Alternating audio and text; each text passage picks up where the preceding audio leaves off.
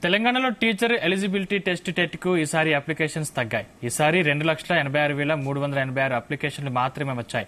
Paper 1కు 99,958 మంది, paper 2కు 1,86,428 మంది దరఖాస్తు చేసుకున్నారు. గతంతో పోలిస్తే అప్లికేషన్లు స్వల్పంగా తగ్గాయి. శనివారం అర్ధరాత్రితో టెట్ దరఖాస్తు గడువు ముగిసింది. గతేడాది నిర్వహించిన టెట్కు 2,91,058 అప్లికేషన్లు రాగా గతంతో పోలిస్తే ఈసారి 4,672 దరఖాస్తులు తగ్గాయి.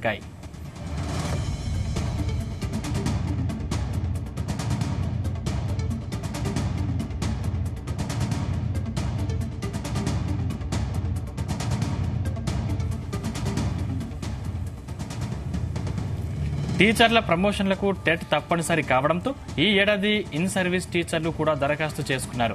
దీంతో పేపర్ 2కు ఎక్కువ అప్లికేషన్లు వచ్చాయి.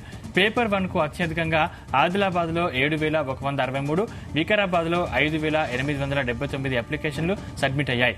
అత్యల్పంగా భూపాలపల్లిలో 771, జనగామలో 795 వచ్చాయి. పేపర్ 2కు మ్యాథ్స్ అండ్ సైన్స్ కేటగిరీలో 99,974, సోషల్ స్టడీస్ లో 86,454 దరఖాస్తులు వచ్చాయి.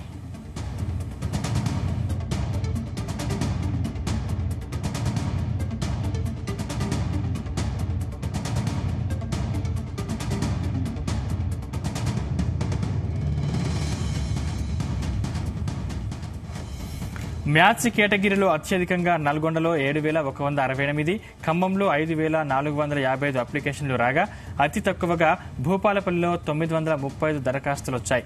సోషల్ స్టడీ కేటగిరీలో అత్యధికంగా జనగామలో 5,942, అత్యల్పంగా మెదక్లో 686 అప్లికేషన్స్ సబ్మిట్ అయ్యాయి.